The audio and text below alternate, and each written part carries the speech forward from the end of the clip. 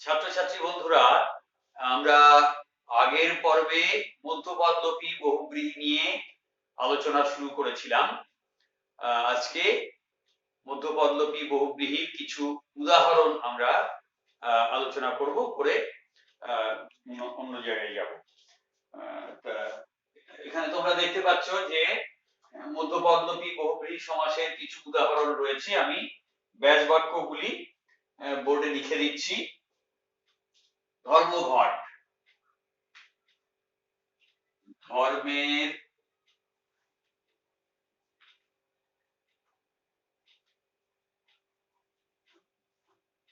উদ্দেশ্যে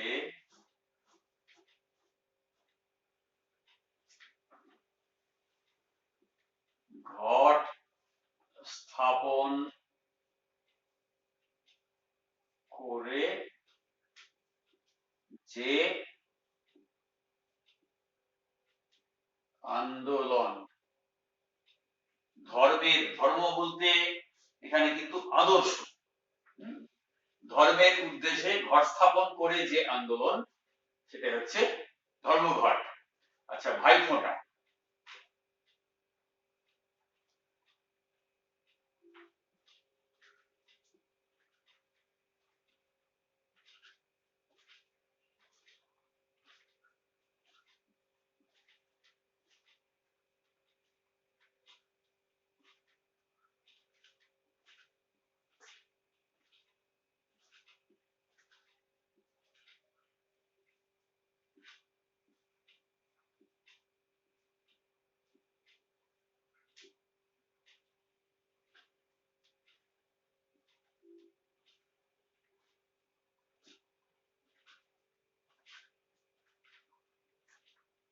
ভাইয়ের কপালে কল্যাণ সূচক ফোঁটা দেওয়ার অনুষ্ঠান, ভাইফোঁটা।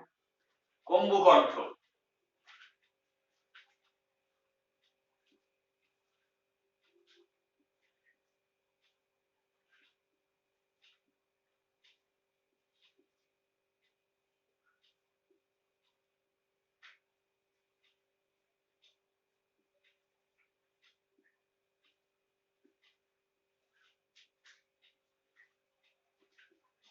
কম্বু অর্থাৎ শঙ্খ।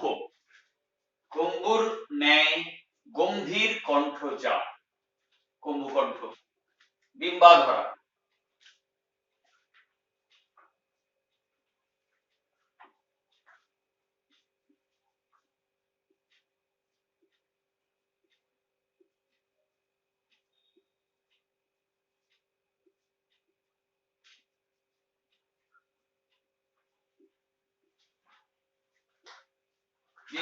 বিম্বের ন্যায় রঞ্জিত অধর যার। বিম্ব হচ্ছে তেলাকুচো ফল, পাকা তেলাকুচো ফল, টুকটুকে লাল রঙের হয়, সেরকম রঞ্জিত অধর যার, ব্র্যাকেটে স্ত্রী দিতে হবে, বিম্বাধরা স্ত্রীলিঙ্গ। আচ্ছা, স্বপদ,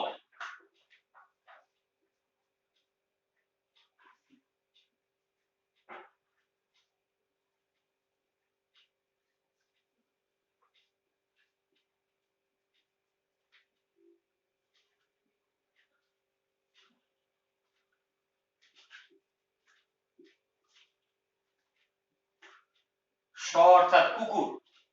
শয়ের পদের ন্যায় পদ যার, তাকে বলে স্বপদ। ক্ষুরধার,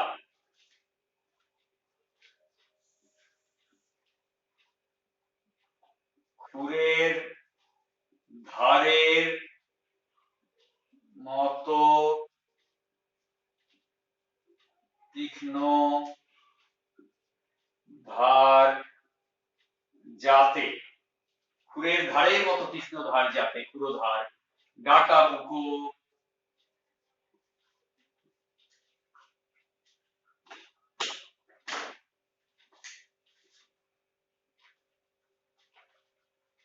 ডাকাতের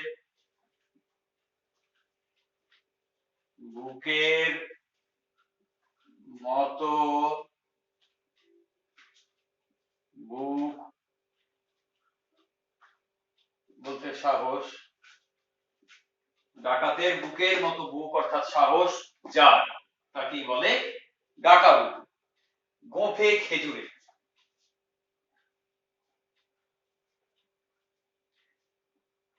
গোঁফে আটকে আছে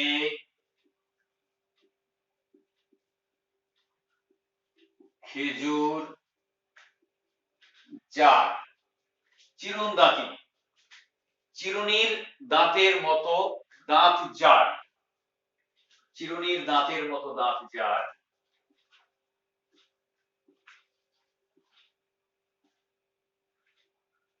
চিরুনি কেন আমি দীর্ঘইকার লিখছি,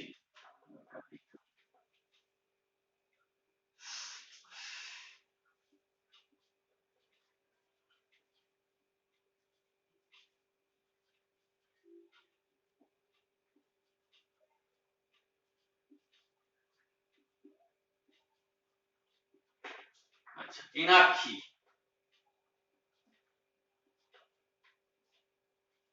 এন অর্থাৎ হরিণ,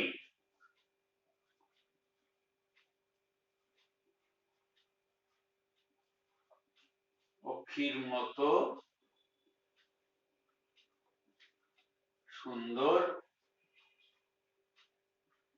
পক্ষী যা, এন অর্থাৎ হরিণের পক্ষীর মতো সুন্দর পক্ষী যার এনাক্ষী। আচ্ছা, তো এই হচ্ছে ইয়ে উদাহরণগুলি এবং তার ব্যাস বাক্যগুলি। আচ্ছা, এখন আরো সব অনেক উদাহরণ আছে, কুম্ভকর্ণ, কুম্ভের আকৃতির ন্যায় কর্ণের আকৃতি যার, কুম্ভ কলসির মতো যার কানের আকৃতি, এরকম সব আরো অনেক আছে। যেমন চাঁদ বদনী, চাঁদের বদনের মতো, চাঁদের মতো সুন্দর বদন যার, চাঁদের মতো সুন্দর বদন যার, এরকম সব মধ্যবর্তী বহুব্রীহি, তাতে তুলনা বোঝায় এবং বিশ্লেষণ ব্যাখ্যা করে বোঝানো ব্যাস বাক্যের মধ্যে এগুলি বোঝায়। আমরা মধ্যপল্লবী বহুব্রীহির আলোচনা শেষ করলাম।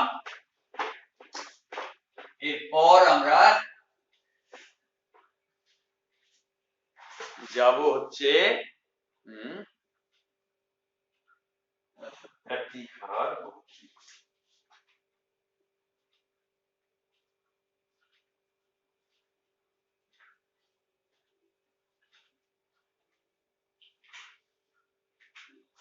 ব্যতিহার বহুব্রীহি সমাস, আমরা ব্যতিহার বহুব্রীহি সমাসের বেশ কিছু উদাহরণ আগে নিয়ে উদাহরণগুলো দেখি, তারপর উদাহরণগুলো থেকে আমরা সংজ্ঞাতে যাব। আচ্ছা, উদাহরণ প্রথমে হচ্ছে বিবাদ অর্থে,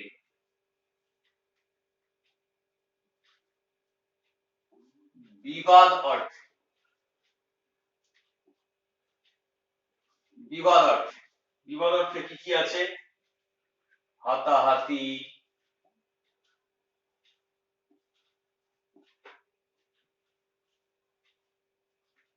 লাঠালাঠি,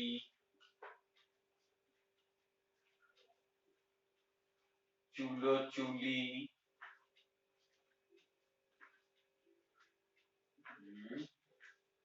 ঘুষোঘুষি,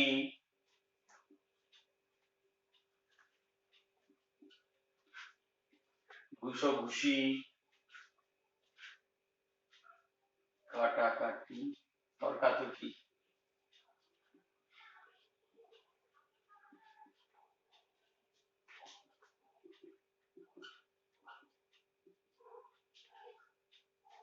আচ্ছা, পরস্পর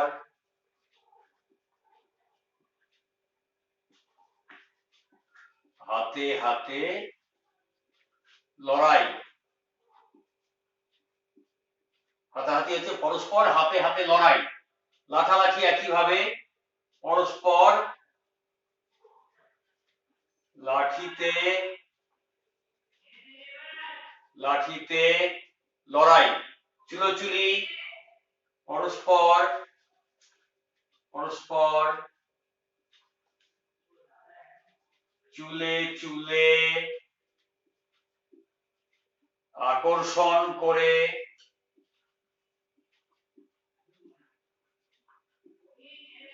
লড়াই, পরস্পর চুলে চুলে আকর্ষণ করে লড়াই। আচ্ছা, ঘুষোঘুষি কি? পরস্পর ঘুষিতে ঘুষিতে, পরস্পর ঘুষিতে ঘুষিতে লড়াই। আচ্ছা, তর্কাতর্কি, পরস্পর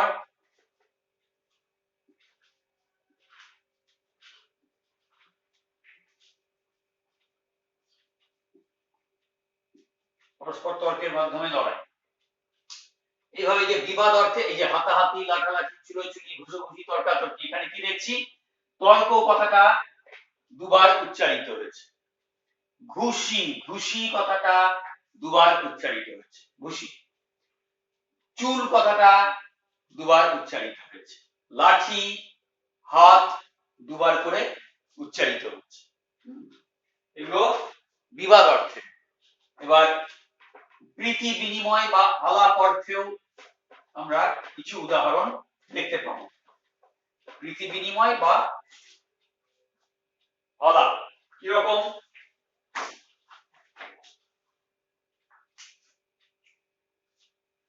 প্রীতি বিনিময় বা আলাপ অর্থে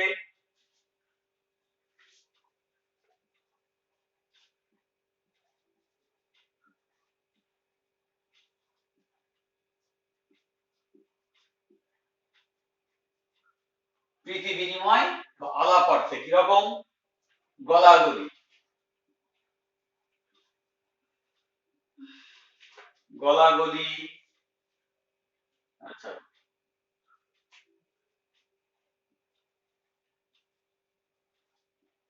কানাকানি, কোলাকুলি,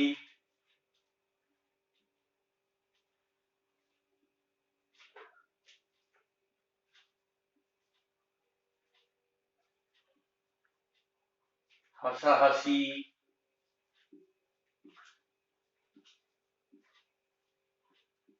জানাজানি। এই এগুলো হচ্ছে প্রীতি বিনিময় বা আলাপ অর্থের এই উদাহরণ।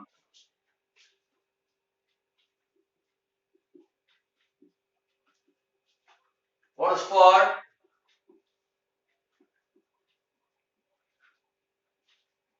গলায় গলায়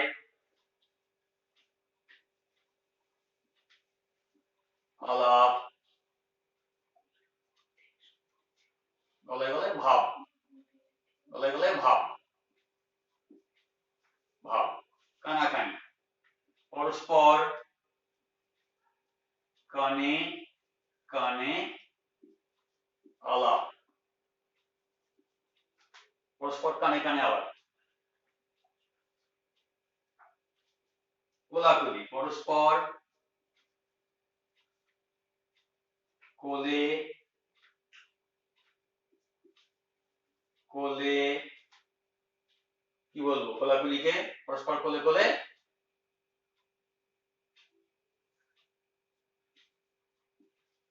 ভাব। হাসাহাসি, পরস্পর হাসিতে হাসিতে আলাপ। জানাজানি, পরস্পর জানা, পরস্পর জানা হচ্ছে জানাজানি। আচ্ছা, তাহলে এখানে আমরা দেখতে পাচ্ছি জানা কথাটা দুবার ব্যবহার হচ্ছে, হাসি কথাটা দুবার, কোল কথাটা দুবার, কান দুবার, গলা দুবার। তাহলে এই যে দুবার উচ্চারিত হচ্ছে এই দ্বিরুক্তি, পুনরুক্তি, এই জিনিসটা ঘটছে। এবং আরেকটা জিনিস কি ঘটছে? আরেকটা জিনিস যেটা ঘটছে সেটা হচ্ছে যে একই ক্রিয়ার বিনিময় ঘটছে একজন আরেকজনকে, এবং সে আবার আরেকজনকে, একই কাজ একই জিনিস বিনিময় হচ্ছে দুজনের মধ্যে। কিরকম?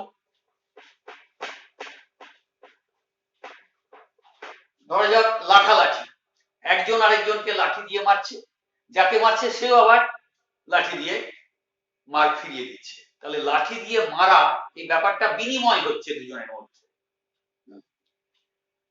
চুলে চুলে আকর্ষণ করে যে বিবাদ, পরস্পর চুলে চুলে আকর্ষণ করে যে বিবাদ, এই চুলে আকর্ষণ করা ব্যাপারটা দুজনের মধ্যে বিনিময় হচ্ছে, ফলে একটা ক্রিয়ার বিনিময় তাকেই বলে ব্যতিহার। একটা ক্রিয়ার বিনিময়কে বলে ব্যতিহার। তাহলে দেখা যাচ্ছে যে একটি শব্দের পুনরুচ্চারণ এবং একটি ক্রিয়ার বিনিময়, এই দুটো লক্ষণ আমরা এই ব্যতিহার বহুব্রীহি সমাসে দেখতে পাচ্ছি। তাহলে সংজ্ঞাটা কি লিখতে পারি? যে বহুব্রীহি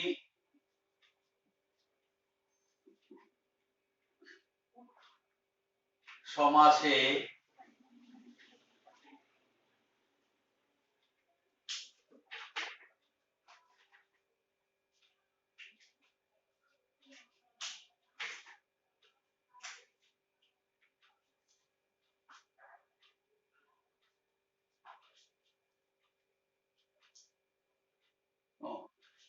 যে বহুব্রীহি সমাসে একই শব্দের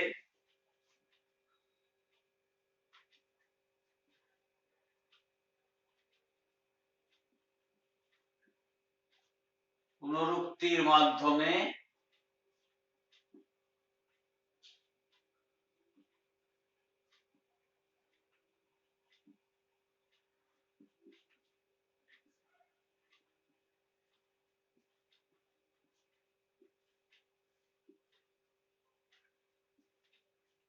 বিনিময় বোঝায় তাকে ব্যতিহার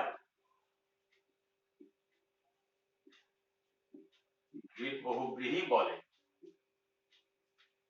যে বহুব্রীহি সমাসে একই শব্দের পুনরুক্তির মাধ্যমে কোনো একটি ক্রিয়ার বিনিময় বোঝায় তাকে ব্যতিহার বহুব্রীহি বলে।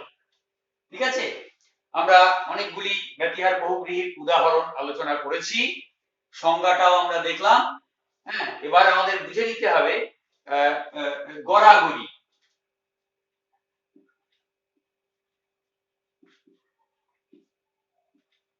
ঘোরাঘুরি,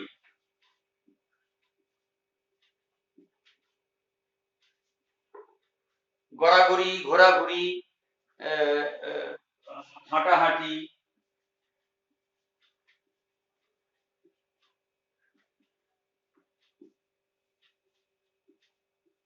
বাড়াবাড়ি। গড়াগড়ি, ঘোরাঘুরি, হাঁটাহাঁটি, বাড়াবাড়ি, এগুলোতে দেখা যাচ্ছে যে একটা শব্দ পুনরুচ্চারিত হচ্ছে, দ্বিতীয়বার উচ্চারিত হচ্ছে। হ্যাঁ, গড়ানো, ঘোরা, হাঁটা, বাড়া, এগুলো সব পুনরুচ্চারিত হচ্ছে। তাহলে এগুলো কি ব্যতিহার বহুব্রীহি সমাস হবে? হবে না।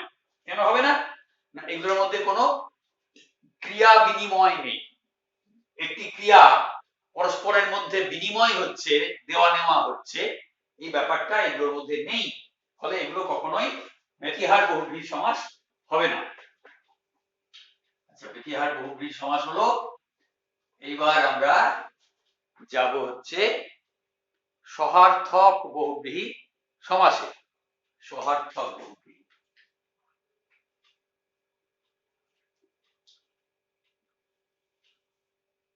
সহার্থক বহুব্রীহি সমাসেও আমরা আগে কিছু উদাহরণ দেখে নেব।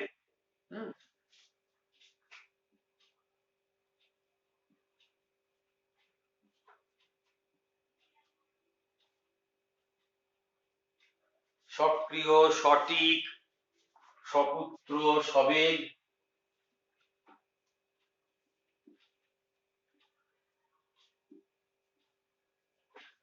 সবেগ, সত্তর, সসংখ্য,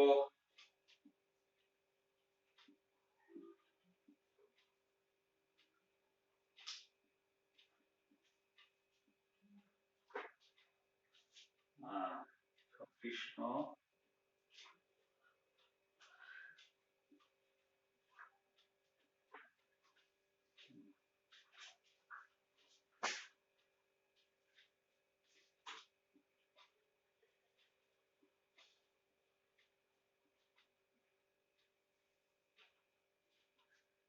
আচ্ছা,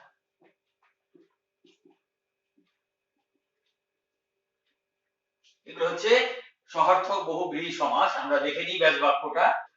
ক্রিয়ার সহিত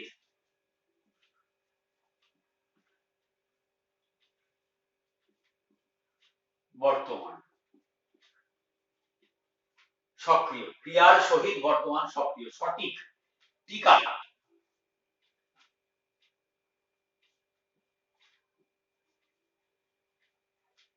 টিকার সহিত বর্তমান সঠিক। সপুত্র,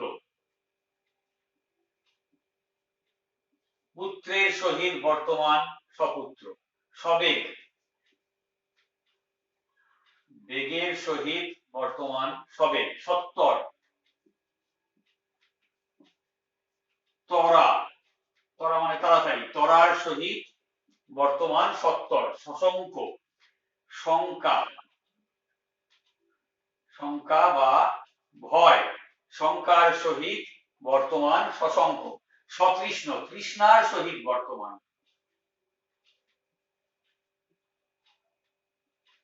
তৃষ্ণার সহিত বর্তমান সতৃষ্ণ। সধবা, ধব, ধব মানে স্বামী, ধবের সহিত বর্তমান সধবা, তো স্ত্রী হবেই। আচ্ছা, ধবের সহিত বর্তমান সধবা। এছাড়াও আরো কিছু উদাহরণ আছে। সতর্ক, তর্কের সহিত বর্তমান। সশ্রদ্ধ, শ্রদ্ধার সহিত বর্তমান। এইরকম। তাহলে আমরা কি দেখতে পাচ্ছি যে সহার্থক একটা পদ, তাই তো? পূর্বপদ আমরা দেখতে পাচ্ছি সবকটাই বিশেষ্য। ক্রিয়া, টিকা, পুত্র, বেগ, ত্বরা, শঙ্কা, তৃষ্ণা, ধব, পূর্বপদ সবই হচ্ছে বিশেষ্য। আর পরপদ হচ্ছে সহার্থক পদ। তাহলে পূর্বপদ বিশেষ্যের সঙ্গে সহার্থক উত্তর পদের বা পরপদের যে সমাস, সেটাই হচ্ছে সহার্থক বহুব্রীহি সমাস। আমরা সংজ্ঞাটা এবার লিখে দিই।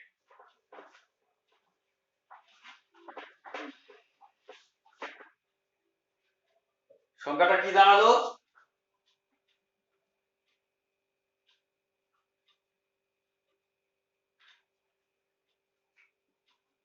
পূর্বপদ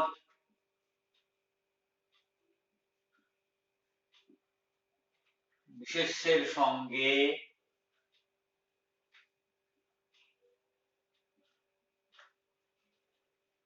সহার্থক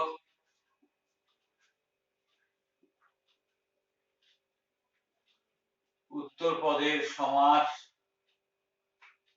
হয় যে বহুব্রীহি সমাসে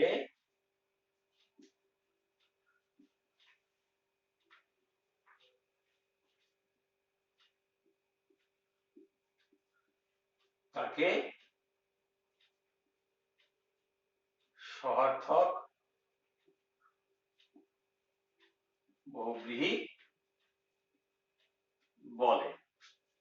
তাহলে সহার্থক বহুব্রীহি সমাসের সংজ্ঞা দাঁড়ালো এই যে। এরপরে আমি আর একটি বহুব্রীহি সমাসের আলোচনা করে আজকের পর্ব শেষ করব। সেটা হচ্ছে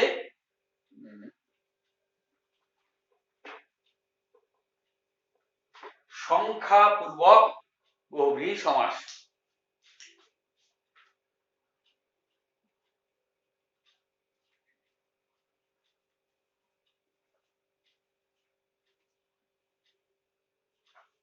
সংখ্যাপূর্বক বহুব্রীহি সমাস, এটার সংজ্ঞাটা আমরা আগে লিখে নিই, তারপরে উদাহরণগুলো নিয়ে আলোচনা করব। সংজ্ঞাটা কি হবে? যে বহুব্রীহি সমাসে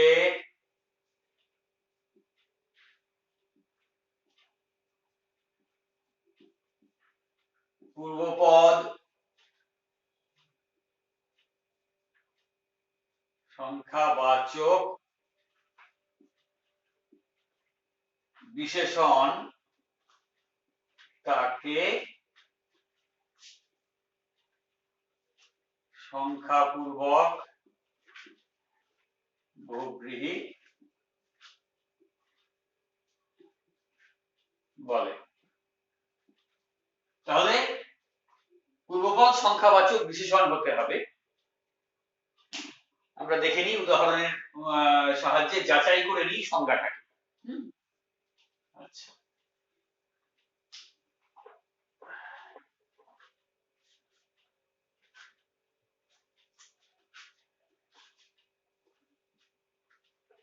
দশানন, পঞ্চানন,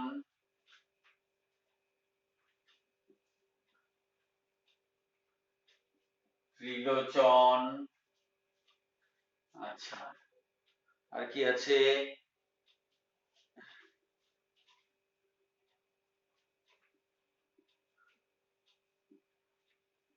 সরানন, আচ্ছা দুনলা, চতুর্মুখ, চতুরানন,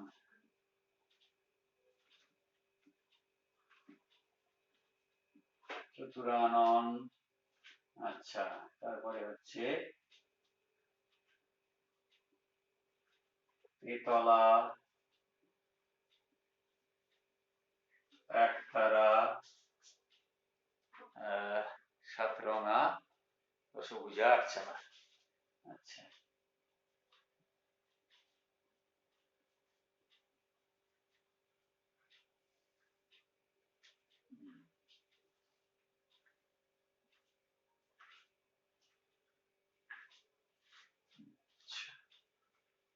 একতারা হয়েছে দশভুজা, দশভুজা, সাতরঙা।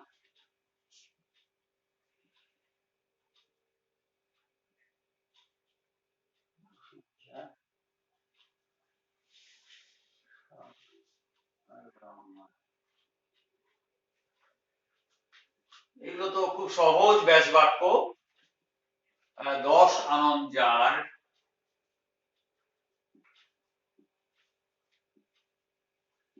দশানন 10 আনন যার, পঞ্চ আনন যার, পঞ্চানন, ত্রি হচ্ছে 3, লোচন যার, ত্রিলোচন, ষট, ষট আনন যার, চতুঃ, ষট মানে 6, চতুঃ চার, আনন যার, চতুরানন, তে 3, তলা যার, তেতলা, একটি তার যাতে, একটি তার যাতে, একতারা, 8টি চালা যার, আটচালা, 10 ভুজ, ভুজ মানে হাত, 10 ভুজ যার, এটা স্ত্রী লিখতে হবে, দশভুজা, 7টি রং যাতে, সাতরঙা। এই প্রত্যেকটাই হচ্ছে পূর্বপদ সংখ্যাবাচক বিশেষণ। ঠিক আছে, আচ্ছা এই হচ্ছে বহুব্রীহি সমাস। কারণ বহুব্রীহি সমাস এই কারণে যে সমাসবদ্ধ পদগুলিকে খেয়াল করে দেখো, এই পূর্বপদ বা পরপদ কোনটির অর্থই প্রাধান্য লাভ করছে না। যেমন দশানন, এই যে শব্দটা এখানে 10, এই পূর্বপদেরও অর্থ প্রাধান্য লাভ করছে না। আনন বা মুখ, এই পরপদের অর্থ প্রাধান্য লাভ করছে না। 10 আনন যার এমন ব্যক্তির অর্থ এখানে প্রধান হয়ে উঠছে। ফলে এইগুলো প্রত্যেকটি সমাসবদ্ধ পদেই পূর্বপদ এবং পরপদ দুটোর কোনো পদেরই অর্থ প্রাধান্য লাভ না করে তৃতীয় একটি অর্থ প্রাধান্য লাভ করছে। দশানন হচ্ছেন রাবণ, পঞ্চানন হচ্ছেন শিব ঠাকুর, ত্রিলোচন শিব ঠাকুরকে বলা যায় যা তৃতীয় নয়নের আগুনে মদন বশীভূত হয়েছিলেন, ত্রিলোচন তাকে বলা যায়। তো এইরকম সব হচ্ছে তৃতীয় একটা অর্থ প্রাধান্য লাভ করছে। ফলে এগুলো বহুব্রীহি সমাস এবং পূর্বপদ প্রত্যেকটিতেই সংখ্যাপূর্বক সংখ্যাবাচক বিশেষণ। তাহলে এগুলো সব সংখ্যাপূর্বক বহুব্রীহি সমাস। এখন সংখ্যাপূর্বক বহুব্রীহি সমাসের সঙ্গে দ্বিগু সমাসের চেহারার সাদৃশ্য রয়েছে, একই রকম চেহারা। দ্বিগু সমাসে সমাসবদ্ধ পদটাও যেমন চেহারা, সংখ্যাপূর্বক বহুব্রীহি সমাসবদ্ধ পদটাও সেই একই চেহারা।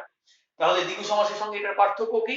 এই পার্থক্যটা আমি পরের পর্বে যখন দ্বিগু সমাস নিয়ে আলোচনা করব তখন আমি বুঝিয়ে দেব। আজকে আমরা এইখানেই এই সংখ্যাপূর্বক বহুব্রীহি সমাসের আলোচনার মধ্যে দিয়ে আমরা এই পর্ব শেষ করছি। এই পর্ব শেষ করার সঙ্গে সঙ্গে বহুব্রীহি সমাসের আলোচনাও আমরা শেষ করলাম।